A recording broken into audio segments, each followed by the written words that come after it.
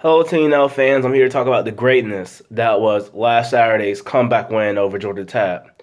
And that was a huge game. I want to talk about that game a little bit and talk about what this means for UNC football. Um, it was the tale of two different halves. That first half, boy, the way that first half went, I felt fortunate that UNC was able to hang around.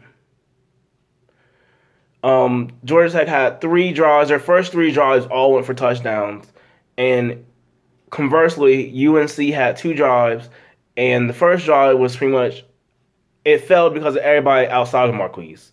There was offensive line penalty, I believe, or maybe it was a penalty on wide receiver. People missing catches, just a mess. Second drive, Marquise is missing throws, just disaster. So at this point, it's 21-0. We are in the second quarter. Georgia Tech just scored again, so it's 21-0. I'm looking down my Twitter feed. There are calls for a match. And you can read what I said in the last video about that. But you can see that was coming. We see Marquise comes back on the field again because this is only our third drive. And like I said, Marquise was... That first drive failure had nothing to do with Marquise. So he deserved that. He comes in, orchestrates a really great response drive. We start running the ball more because the first two drives we did not do a lot of running. Like we have Elijah Hood, Marquise's legs are great, but we came out trying to be cute and pass all over the yard, and I'm like, that's not our thing. Like at least not when Marquise is in there, and it almost felt like Georgia Tech's defense baited us to do that. But I guess everybody snapped to their senses. Latrell and Fedora did, and they're like, no, we're going to run this ball. That's what we do. They put Elijah Hood in great positions. We had outside runs. We had inside runs. And Marquise was hitting people with passes down the field. I think Elijah Hood finally punched it in, so it's 21-7. With like 4 minutes, maybe 3 minutes left. And if you're a Carolina fan, you're feeling pretty good now because you're like, if we can hold Georgia Tech to no points on this next drive, we get the ball back after halftime. So for all of that possession and domination by Georgia Tech, we're still in this. We are still in this. Defense actually gets on the field and produces a stop with a minute and a half left. So I think we took a timeout because Georgia Tech they would have been content to run that clock out after I think one of their plays went awry and they had to go back a little bit. So they're punting, and that punt went awry because the ball snapped to the ground towards the punter, and the punter barely got the ball off before the ball landed at their 45. Excellent field position, and we're like, oh my God, let's get some points here. Another great job by UNC. We're hitting passes, we're rushing a little bit because we still have timeouts left. Marquise ultimately gets the ball in, so it's 21-14. For all of that possession and domination by Georgia Tech in that first half, they were only up 7, and we get the ball back. Second half begins, and we march down the field again, but we cannot quite get to the end zone. It was I forget how long the field goal was. It was lengthy. It was enough for me to be a little, concerned. Because Wilder's been pretty good this season, but I'm now conditioned to the point where every field goal is like, hold your breath. He gets it in, it's 21-17. Georgia Tech, I think, marches down the field again, and they get a touchdown. But that's pretty much the last time they marched down the field. That's like the last time they marched down the field and got like 7 points for it. Because they went up 28-17, and after that, UNC managed to score the next 21 points and really turned that game upside down. Because Marquise had a phenomenal game. It's really because of Marquise. Let's read his stats. Marquise was 15 for 24, 134 passing yards, 15 carries for 148 rushing yards, 2 rushing touchdowns, and 37 receiving yards, 1 receiving touchdown. Marquise, there's a reason why he was the offensive back of the week in the ACC. He commanded the offense. He pretty much controlled that entire game. After Georgia Tech went up 11, it was the Marquise show. And I think we had the punt, we had the punt maybe a couple times, but our defense came out there and they shut it down. Like that first half, those first 3 drives, they didn't like they knew what they were doing. But as the game wore on, Georgia Tech did not have answers to the adjustments that Chisholm and company made, because we were blowing up plays and getting Georgia Tech behind the line, and just a lot of good things there. Georgia Tech had 118 rushing yards in the first quarter, 201 rushing yards at half, 41 yards rushing after the half. And that's what they do. So you take 41 yards any day of the week, and that clearly, combined with the offense warping up and down the field, was the play of the game. That was the difference in the game. And I think the key play in all of it was, I think, it's the very beginning of the fourth quarter. Georgia Tech got the ball back. They're marching down. They get goal-to-go situation. 3 downs are run, and they're still not quite in the end zone yet. I think they're in the 1-yard line or maybe inside. They run a play, try to smash that ball in or sneak it in with Justin Thomas. 5 blue shirts were around him, and he did not get in. And as a Carolina fan, you were just jumping up and down because you're like, we needed that. We needed that. We needed to stop. We needed that. And our offense warped down the field and got us back in the game. I think it was 28-24 at that point. Defense did it again the very next drive. I think it's the very next drive.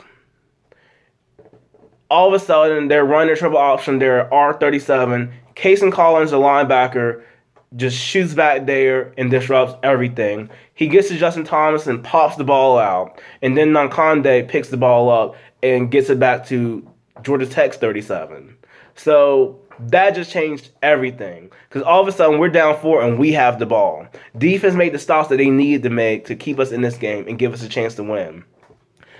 And on the very next play, Fedor rolled out his...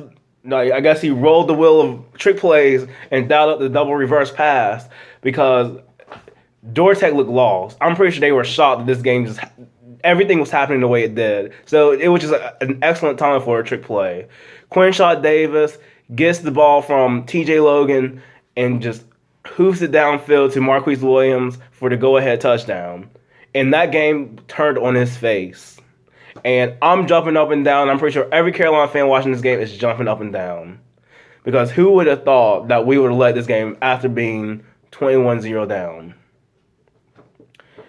I'm trying to think of anything else happened after.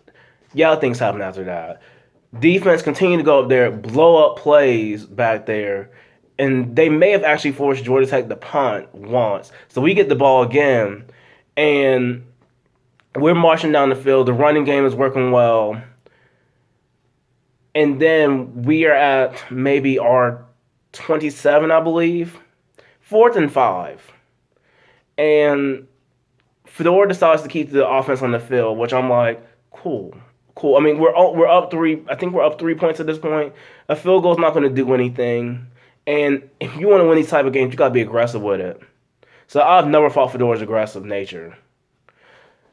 That speed option play, like, Jesus. I mean, that speed option play, that was just excellent chess move because Georgia Tech's defense, we were eating on them all afternoon.